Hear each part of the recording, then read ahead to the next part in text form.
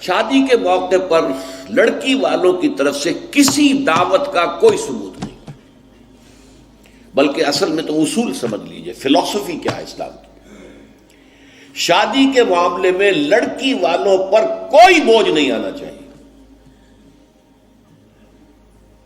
سارا خرچہ لڑکے کے ذمہ۔ اب آپ غور کیجئے، شادی لڑکے کی ضرورت بھی ہے، لڑکی کی ضرورت بھی ہے۔ لڑکے کی زندگی بھی نامکمل ہے بیوی کے بغیر، لڑکی کی زندگی بھی نامکمل ہے شوہر کے بغیر، دونوں کی برابر ضرورت ہے۔ لیکن مرد مہر دیتا ہے، عورت مہر لیتی ہے۔ کیوں؟ مرد کی قوامیت، اور یہ علامت ہے کہ مرد طالب ہے، عورت مطلوب ہے۔ یہ مہر کوئی قیمت نہیں ہے، معاذ اللہ۔ بعض اوقات بعض نکاح خواہ کہہ دیتے بعوض اتنے مہر کے میں نکاح میں دیتا ہوں، یہ بڑا غلط لفظ ہے۔ بس مہر کا اعلان کیا جائے کہ اتنا مہر ہے، بعوض نہیں۔ یہ کوئی اس کی قیمت نہیں ہے، کوئی خریداری نہیں ہو رہی ہے، لیکن یہ ہے کہ علامت ہے، ٹوکن ہے۔ ایسا بھی مہر مقرر کیا گیا، کسی کے پاس دینے کو کچھ نہیں تھا، حضور نے فرمایا اچھا اپنی اس بیوی کو اتنی سورتیں قرآن کی پڑھا دینا، یہ بھی مہر ہو گیا۔ تو یہ چیز ہے کہ طالب ہے لڑکا، اور اس کا گھر آباد ہونا ہے۔ لڑکی کا معاملہ جو ہے وہ اس کے برعکس ہے، اس پر کوئی بوجھ نہیں آنا چاہیے۔ اس کے ماں باپ نے پال پوس کر تمہارے حوالے کر دی، شرم کرو کہ اس کے بعد تمہیں کچھ مزید چاہیے اس سے، اس سے بڑی بات کیا ہے؟ لہذا لڑکی والوں کی طرف سے دعوت طعام کا کوئی ثبوت نہیں، اس کی جڑ کٹنی چاہیے، زیرو۔ کوئی مشروب بھی نہیں، کوئی اور نہیں۔ بلکہ آپ کو معلوم ہے نکاح کی محفل میں چھوارے کون لے کے آتا ہے؟ لڑکے والے۔ اور پھر پلاؤ متنجن کس سے کھاتے ہیں؟ ذرا دیکھیے کس قدر یہ مزہ کا خیز صورت ہے۔ فرض کیجئے گئے ہیں آپ کسی کے گھر پر جا کر، لڑکی کے گھر پر جا کر نکاح ہو رہا، نکاح ہو گیا، اب چھوار جو ہے لڑکے والوں کی طرف سے، اور اس کے بعد دعوت ہو رہی ہے، پلاؤ متنجن بریانی کس کی طرف سے؟ لڑکے والوں۔ کو عقل کے ناخن لو، تو کیا چھوارے نہیں وہ بانٹ سکتا تھا جس نے تمہیں مرغ پلاؤ کھلایا؟ یہ کیوں ہے؟ اس کو سمجھیے۔ ہمارے ہاں دو تہذیبیں گڑبڑ ہو گئی، ایک اسلامی تہذیب اور اس کا تقاضا، ایک ہماری جو پرانی ہندوانہ تہذیب ہے اس کے اثرات چل رہے ہیں۔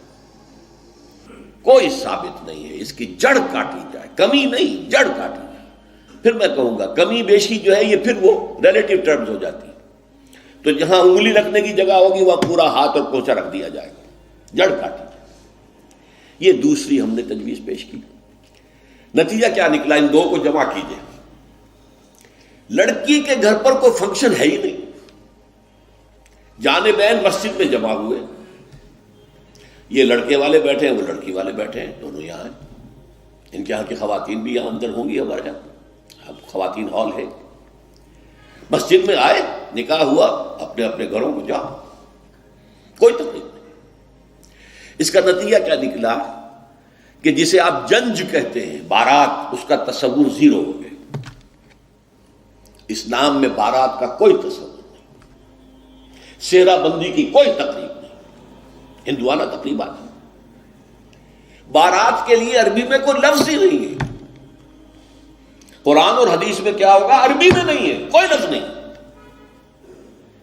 یہ خالص عجمی لفظ، بارات عجمی ہے، ایرانی ہے، اس کا اسلام سے کوئی تعلق نہیں۔ جڑ کٹ جائے اس کی۔ یہ بھی ہندوانہ تصور ہے۔ ہوتا کیا تھا؟ ایک گاؤں سے جا رہے ہیں، دوسرے گاؤں سے بیٹی لے کر آنی ہے، اور بیٹی کے ساتھ جہیز آنا ہے، اور راستے میں ڈاکو جو ہیں وہ لوٹ سکتے ہیں، تو یہاں سے جتھا لے کے جانا ہوگا، لہذا وہ جتھا بندی کر کے بارات جا رہی ہے۔ اب وہ جا کر جنج گھر جو بنے ہوئے ہیں وہاں پر ٹھہر رہی ہے، 2 دن 3 دن عیش کر رہے ہیں، مچھرے اڑا رہے ہیں لڑکی والوں کے پیسے پر، پھر وہ مال غنیمت سے لدے پھدے واپس آ رہے ہیں، لہذا وہ جتھا حفاظت کرتا تھا۔ یہ سارا ہندوانہ تصور ہے، اسلام سے کوئی تعلق نہیں۔ تو نمبر 1 نکاح مسجد میں، نمبر 2 کوئی دعوت طعام ہی نہیں، کوئی بھی نہیں، نو انٹرٹینمنٹ واٹس سو ایور لڑکی والوں کی طرف سے۔ اجتماع جانبین مسجد میں، یہیں سے ڈسپرس۔ حضرت فاطمہ کو تو وداع کرانے کے لیے حضرت علی گئے بھی نہیں تھے۔ نکاح کے بعد کچھ خواتین حضرت فاطمہ کو لے کر حجرے میں چھوڑ آئی تھی جا کر، جو ایک انصاری صحابی نے حضرت علی کو دیا تھا، ورنہ ان کے پاس حجرہ بھی نہیں تھا۔ 3 باتیں ہو گئی۔ چوتھی بات، ولیمہ جو ہے اس کی تاکید ہے۔ یہی وجہ ہے کہ جب یہ شادی پر مکمل پابندی لگائی گئی تھی، میں نے اشتہار دیا تھا کہ ولیمہ پر پابندی نہیں ہونی چاہیے۔ لڑکی والے کے ہاں تو آپ سوچئے، جو دلیل میں نے دی اس کی نفی میں، نفسیاتی دلیل بہت بڑی ہے۔ لڑکی والے کے ہاں ویسے تو لفظ شادی، خوشی، وہاں بھی شادی یہاں بھی شادی، لڑکی والے کے ہاں خوشی نہیں ہوتی۔ اس کے گھر سے لخت جگر، نور چشم نکل کر جا رہی ہے، کیسے خوشی ہوگی؟ مائیں رو رہی ہوتی ہیں، انہیں غشی پڑی ہوتی ہے جب بچیاں نکل رہی ہوتی ہیں گھروں سے، بہن بھائی رو رہے ہوتے ہیں، باپوں کے آنکھوں کے اندر بھی آنسو آئے ہوتے ہیں، نمی آئی ہوتی ہے۔ میں نے بھی 5 بیٹیاں رخصت کی اپنے گھر سے اور آنکھوں میں نمی آئی ہے۔ I couldn't withhold my tears۔ پھر یہ صرف یہ تو ہوتا ہے کہ ایک ذمہ داری کا بوجھ تھا، آج اتر گیا۔ اسے آپ انگریزی میں سائی آف ریلیف کہہ سکتے ہیں، بس کوئی خوشی نہیں۔ اس کی مثال میں دیا کرتا ہوں کہ کوئی جانور اگر قربانی کے لیے 10-15 دن پہلے آپ لے لیں، وہ بکرا، کوئی مینڈھا، اور بچے اس کے ساتھ ہل جاتے ہیں، پھر کھلاتے ہیں، لے جاتے ہیں، چراتے ہیں، تو پھر وہ عید کے دن جب آپ اسے قربان کرتے ہیں تو بچے پچھاڑے کھا رہے ہوتے ہیں، رو رہے ہوتے ہیں، اتنا لاڈ اس جانور سے ہو جاتا ہے۔ تو یہ نور چشم، لخت جگر گھر سے نکل رہی ہے، 18-20 برس نہیں ہے آپ کے گھر میں آج جا رہی ہے۔ ٹھیک ہے، سائی آف ریلیف ہے، لیکن اندیشہ بھی ہوتا ہے۔ ذہن میں رکھیے، ہمیشہ ہوتا ہے۔ پتہ نہیں بیل منڈے چڑھے نہ چڑھے، موافقت مزاج کی ہو نہ ہو، نئے ماحول میں جانا ہے، ایڈجسٹمنٹ ہو نہ ہو، اپنی حد تک پورا اطمینان کر لیا ہے، دیکھ لیا ہے، سوچ بچار کر لیا ہے، لیکن کیا کہا جا سکتا ہے؟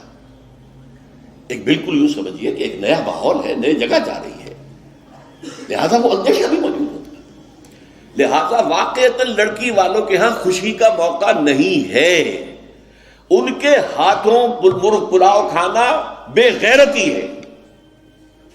ہاں، لڑکے والے کے ہاں خوشی ہے، اس کا گھر آباد ہوا ہے، اور اسے حکم دیا حضور نے، اولموا ولو بشاۃ، ولیمہ ضرور کرو، چاہے تمہارے پاس ایک ہی بکری ہو۔ وہ ایک ہی بکری در حقیقت ان کے ہاں مفلسی کی سب سے بڑی شکل ہو سکتی تھی، لیکن بھیڑیں بکریاں پالنا تو ان کا پیشہ تھا۔